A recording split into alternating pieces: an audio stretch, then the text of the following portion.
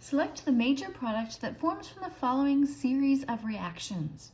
So if we take a look at our starting material, we can see that we have an alcohol, and specifically that alcohol is attached to a carbon that has bonds to two other carbons. So this is a secondary alcohol. And if we take a look at the first reaction, we're reacting this with sulfuric acid and heat. So we have a strong acid with a secondary alcohol and heat. So what we want to recognize is that this first reaction is going to be an E1 reaction. So that is the unimolecular elimination reaction. So whenever you come across an E1 or an SN1, both of these reactions involve a carbocation intermediate. So it's a good idea to draw out the mechanism so we can catch any potential rearrangements of that carbocation. So I'm going to start by looking at this E1 and drawing the mechanism for it. So we've got our secondary alcohol. And so before alcohols can undergo substitution or elimination, we need to take this poor leaving group, that OH, it's too strong of a base to be a good leaving group, and we need to convert it into a good leaving group. And that's the purpose of the strong acid in this reaction. So I'm going to draw out a partial structure. Actually, I'll draw the whole structure for sulfuric acid just so we can see what it looks like. And so this is a strong acid, and the alcohol is going to act as a base. So I'll put some lone pairs of electrons on this alcohol. So this is going to act as a base, and it is going to take an acidic proton from that sulfuric acid.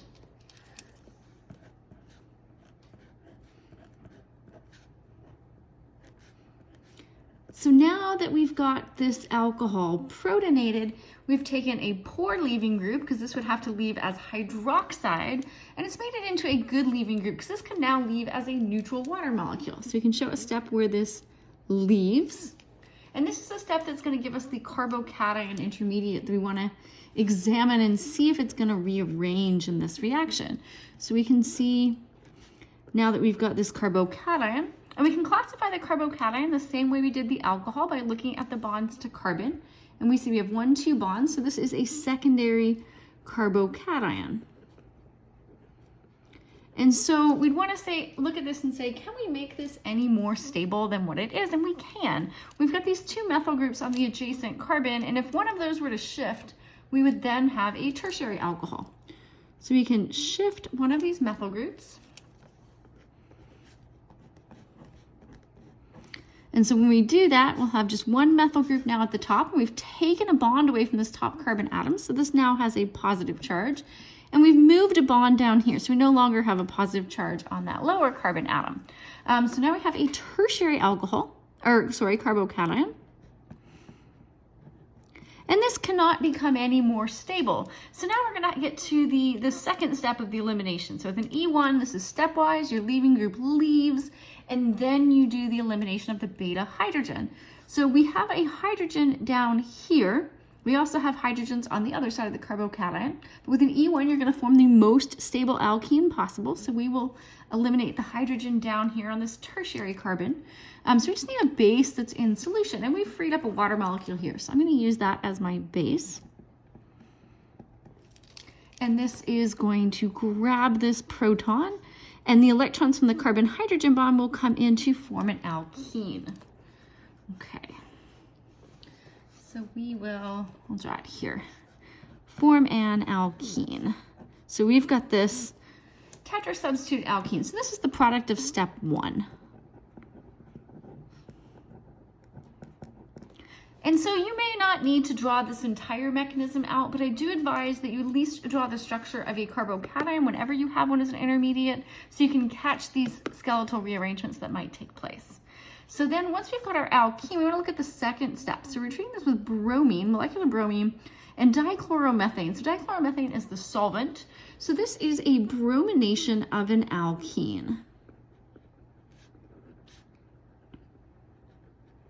And so hopefully you remember from your previous chemistry class that when you take and you add bromine to an alkene, it's going to add in an anti-fashion, meaning those 2 bromines are going to end up on opposite sides of the alkene. So if I have one bromine pointing into the plane of the page, then the other bromine will be sticking out of the plane of the page. And of course, I don't want to forget these methyl groups. So they started off sp2, right? And so they're going to end up actually anti to each other as well as the bromine adds from one side and then the other.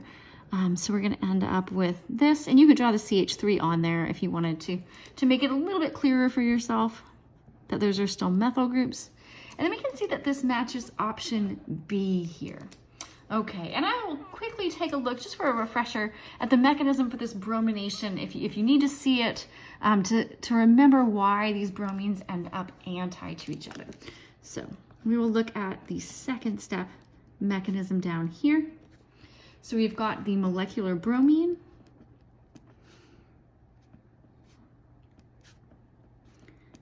Okay, so there is our molecular bromine. And so the alkene in your alkene addition reactions is the nucleophile. So I'll start by drawing an arrow from that alkene to the bromine.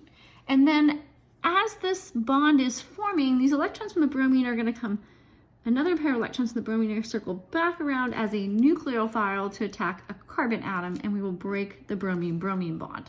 So what we've done here is we've taken this bromine and we form bonds to both carbon atoms of the alkene. So we get this cyclic intermediate, or bicyclic intermediate actually, because we already had one ring.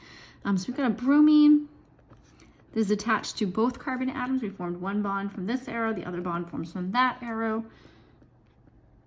And we have a positive charge on the bromine. And again, we don't want to forget these methyl groups. This 3-membered ring is going to sit on one side of the alkene, so I'm just going to go ahead and say they're sticking out at us, which means that the methyl groups would be pointing away from us. Okay, so we've got this cyclic brominium ion intermediate.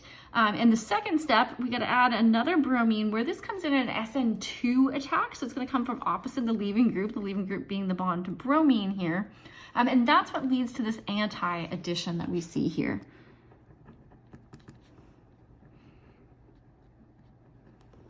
So we've got a bromine,